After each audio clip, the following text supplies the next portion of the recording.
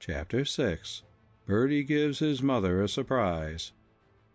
That night Bertie took $200 home and surprised his mother with the bills. "Why, where did you get all this money, Bertie?" she asked. "That's a mere bagatelle, Mother," laughed the boy, putting his arms around her neck and giving her a hearty smack. "You do know it's easily worth $200 to have the privilege of kissing such a handsome mother as you." Bertie wasn't jollying his mother. He wouldn't think of such a thing.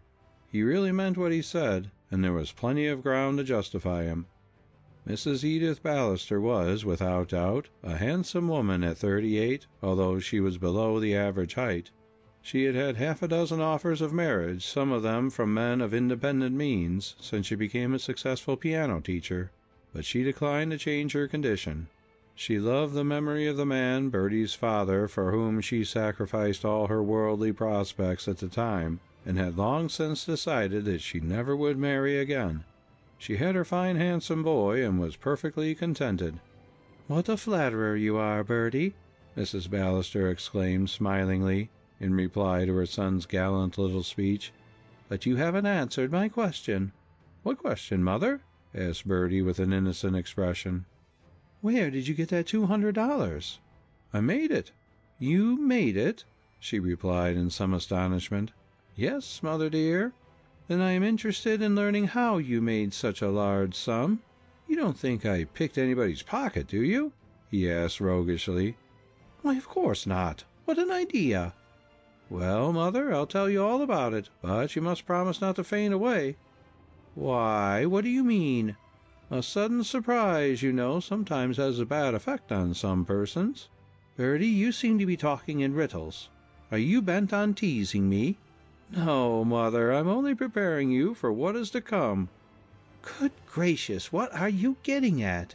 "I think I remarked a moment ago that the $200 you have in your hand was merely a bagatelle." "You did, you foolish boy," said Mrs. Ballister with a fond smile. "Now I'm going to prove it. You are aware that Mr. Morse said I saved his life as well as his office, not to speak of the lives, maybe, of the other people in the bank." "Yes, but don't talk about that awful affair any more. It makes me shudder to think how near you came to losing your own life, my darling son." And she kissed him several times with tears gathered in her eyes. "What would I ever have done if you had been taken from me in that dreadful way?" "There, Mother, don't cry. It's past and gone. What I started to say is this. Mr. Morse presented me with $1,000 as a token of his gratitude."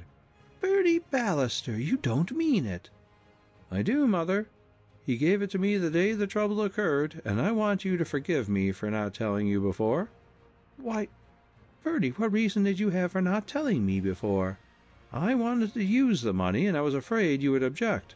I know it was wrong for me to treat you so, dear, but the result will show you that the object I had in sight was all right, because I am $2,000 better off today than I would have been if I hadn't used the money the way I did." $2,000 better off? I'm sure I don't understand what you're talking about." "Mother, I took $720 of that $1,000 which I received from Mr. Morse and put it into a stock deal. I bought 100 shares of M&C Traction at 72. Yesterday I sold those shares at 94 3/8 and made a profit of $2,213 exactly.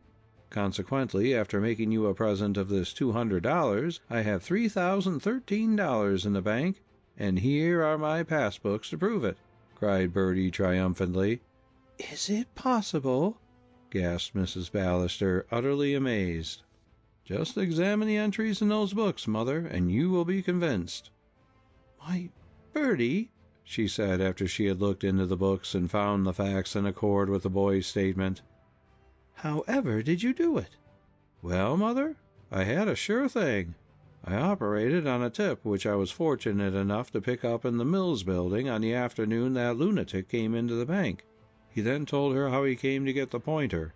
"And what are you going to do with that money?" "I hope you will leave it where you have put it.